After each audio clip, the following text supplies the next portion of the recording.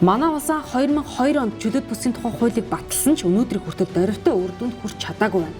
Тиймээс чөлөөт бүсийн тухай хуулийг шинжилэн найруулж, эдийн засгийн тусгай бүсийн тухай хууль болгон өөрчилж, хуулийн төслийн үзэл баримтлалыг боловсруулан яамдаа санал авч байна. Энэ хуулиар чөлөөт бүсүүд хөрөнгө оруулалт татдаг, улсын төсөвд орлого төвлөрүүлдэг болно. Мөн чөлөөт бүсийг худалдаа үйлдвэрлэл, технологи, логистик зэрэг чиглэлээр ангилж, одоо байгаа бүсүүдийг шинэ ангилалд шилжүүлэх юм а. Түүнчлэн бүс байгуулах, татан буулгах шалгуурыг тодорхой болгож, хөрөнгө оруулагчийн газрын эрх татварын хөнгөлөлтийг хууль эрх зүгээр баталгаатай болгож байна. Мөн тусгай бүсдэг маргааныг шүүх арбитрийн болон олон талт механизмын хүрээнд олон улсын жишгт нийцүүлэн шийдвэрлэхээр тусгажээ. Одоо өнөөдөртөө бол бид чөлөөт бүс гэдэг хуулиар одоо байлгацсан байдлаар ярьж байна. Хэдтэй бол эдийн засгийн тусгай бүс. Энийг бид төлөхөө хөнгөн аж үйлдвэр чиглэлээр буюу одоо малын гаралтай дүүхийдэг боловсруулах эцсийн бүтээгдэхүүн одоо гаргах энэ чиглэлээр бид нар бүхэл талаар эрх зүйн орчноор дэмжих ийм чиг барьж байгаа байна.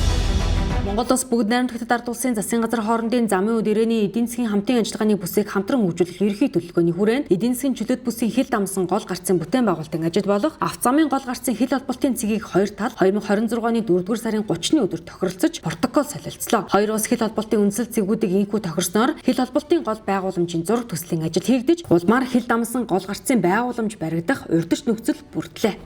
22 жилийн хугацаанд энэ чөлөөт бүсийн хүрээнд замын үе ирээнтэй холбох цэгээ тохироогүй байсан. За энийг бүгд найрамд хятад ард улсын холбогдох байгууллагуудаа бид нэр техникийн зөвлөгөөнөө хийж холбох цэгээ Монгол улсын хилийн 813 дугаар баган дээр бол тохирсон байгааг та бүхэнд бас дуулгая.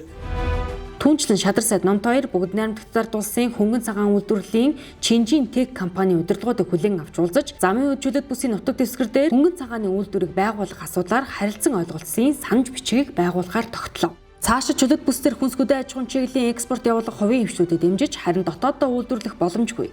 Төвхийн эдгүй барилгын зарим материал, хүнс, сэргээгдэх эрчим хүч болон эм тарианы үйлдвэрлэлийг чөлөөт бүсэд явуулахаар ажиллаж байна. Шадар сайд хүнс үйлдвэрлэгч аж ахуйн нэгжүүдтэй уулзах үеэр хүнсгүдэн аж ахуйн чиглэлийн хувийн хэмжүүдийн бүтээгдэхүүнүүдийг чөлөөт бүсээр дамжуулан гадаад улсын орнуудад экспортлохыг дэмжин ажиллагаа илэрхийллээ. Ямар бодиттой компаниуд ямар үйл ажиллагаа үйлдвэрлэл явуулъя гэж энд яваад байгаа. Энэ дэр чи ерөнхий төлөвлөгөө үндэслэх хэрэгтэй юм байгаа үстэй.